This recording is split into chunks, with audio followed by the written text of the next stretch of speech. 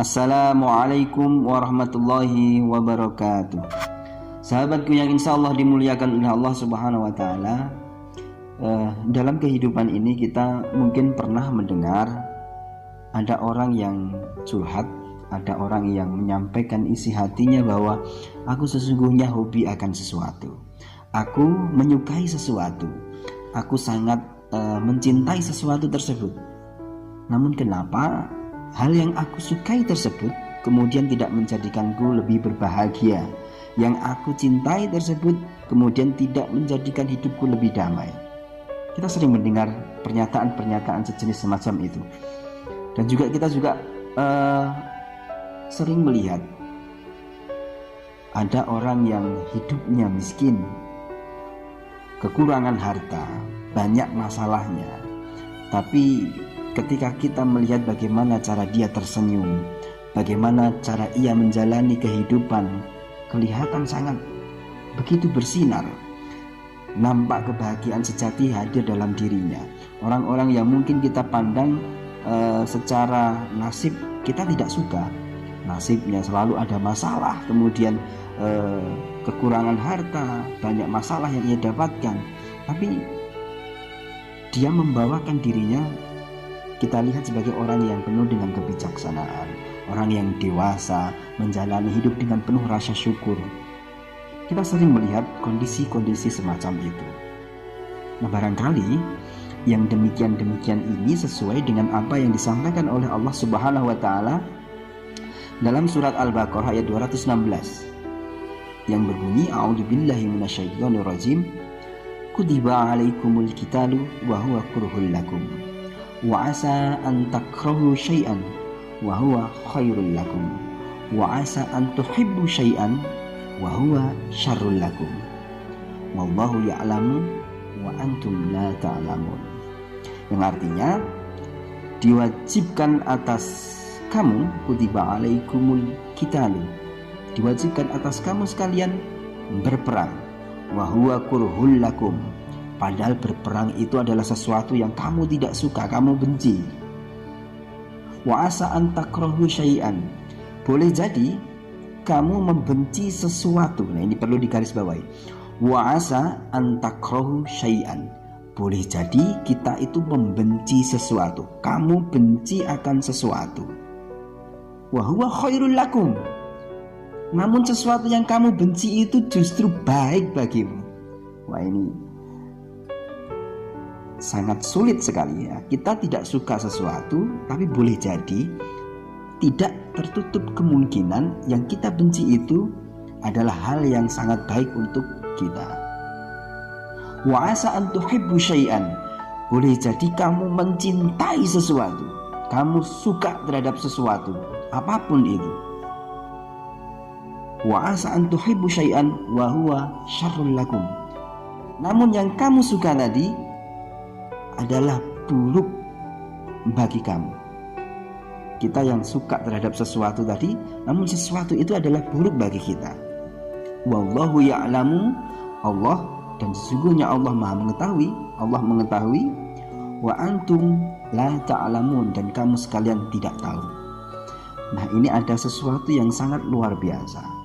Kita diajari oleh Allah Subhanahu wa Ta'ala untuk berpikir lebih keras lagi tentang boleh jadi ada sesuatu yang kita itu benci, kita nggak suka, kita sangat benci terhadap sesuatu itu, entah apapun itu, peristiwakah, barangkah, kejadiankah, nasibkah, yang kita tidak suka, namun ternyata boleh jadi ada kemungkinan sesuatu tersebut adalah baik untuk kita. Nah, sehingga kita harus sering cek ulang hal-hal yang kita benci, hal-hal yang kita tidak sukai, hal-hal yang menurut perasaan kita itu tidak baik. Harus kita kaji ulang betul. Jangan-jangan apa yang menjadi keputusan hati kita tentang sesuatu itu tidak baik, yang menjadi perasaan kita tentang sesuatu itu kita benci, itu jangan-jangan baik di sisi Allah Subhanahu wa Ta'ala. Maka kita harus mengkaji ulang, kita harus meneliti ulang dan harus berhati-hati. Sehingga ada nasihat yang sangat luar biasa agar kita ketika kita itu harus membenci sesuatu, tidak suka terhadap sesuatu, yo ojo banget-banget. jangan berlebihan. Juga sebaliknya, ketika kita menyukai sesuatu, ya jangan berlebihan. Jangan suka sekali, suka sampai tergila-gila. Karena wa asa an tuhibbu syai'an wa huwa syarrul lakum. Jangan-jangan itu tadi, ketika kita beranggapan terhadap sesuatu itu yang kita sukai, ternyata di sisi Allah Subhanahu wa taala itu hal yang kurang baik bagi kehidupan kita. Sehingga kata kuncinya yang harus kita perhatikan betul-betul agar apa-apa yang kita kemudian benci itu memang benar-benar itu tidak baik bagi diri kita. Kemudian bagaimana apa yang kita sukai tersebut, yang kita cintai tersebut, memang hal tersebut adalah baik bagi kita. Agar kita tidak kena ayat ini. Pertama, kita harus berhati-hati dengan nafsu. Karena umumnya seseorang itu ketika sudah dikuasai nafsu, maka cara dia berpikir, cara ia mengambil rasa itu akan jauh dari kebaikan. Jika nafsu yang menjadi pemimpin dalam diri kita, ketika kita harus memutuskan benci atau suka terhadap sesuatu, nah ini akan jadi masalah. Sehingga kita harus memastikan kita berlindung diri dari nafsu-nafsu yang membahayakan, nafsu-nafsu yang menjauhkan kita dari Allah Subhanahu wa taala. Nah, kemudian agar yang kita cintai itu memang betul baik bagi kita dan apa yang kita benci memang itu hal-hal yang buruk bagi kita, maka kita harus belajar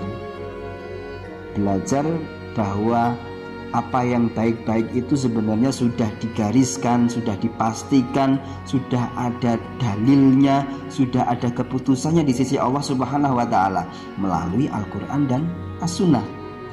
Hal-hal yang baik dari sisi Allah itu pasti semuanya sudah tercantum dalam Al-Qur'an dan As-Sunnah. Hal-hal yang buruk bagi kehidupan kita yang hendaknya kita jauhi pasti juga sudah disampaikan oleh Rasulullah SAW untuk kita hindari. Sehingga kita pertama, kita belajar mengendalikan nafsu kita. Kita harus berhati-hati betul terhadap hal-hal yang menjatuhkan kita dalam kesengsaraan. Kemudian yang kedua adalah kita selalu senantiasa belajar tentang hukum-hukum syariat ini, hukum-hukum agama ini, tentang hal-hal yang baik, tentang hal-hal yang buruk. Kemudian yang ketiga adalah kita harus berprasangka baik kepada Allah Subhanahu wa taala. Kita berprasangka baik kepada Allah Subhanahu wa taala, boleh jadi Allah menakdirkan sesuatu yang secara manusiawi itu tidak mengenakan, tapi sejatinya Allah Subhanahu wa taala sedang mendewasakan kita. Boleh jadi kita ditakdirkan oleh Allah Subhanahu wa taala harus menjalani kehidupan yang pahit, kehidupan yang tidak menyenangkan, yang secara umumnya manusia itu dibenci. Tapi boleh jadi bersamaan dengan itu pula Allah sedang menguatkan kita, menjadikan kita pribadi yang penuh rasa syukur dan penuh dengan kesabaran. Nah, itu tadi. Yang pertama, kita harus terbiasa berupaya mengendalikan nafsu kita. Kemudian yang kedua, kita belajar lagi tentang hal-hal yang baik dari sisi Allah dan dari sisi Rasulullah SAW, serta hal-hal yang tidak baik, hal-hal yang dibenci oleh Allah dan Rasulullah SAW. Kemudian yang ketiga, kita senantiasa menghadirkan prasangka yang baik kepada Allah Subhanahu wa taala. Sekian, terima kasih. Assalamualaikum warahmatullahi wabarakatuh.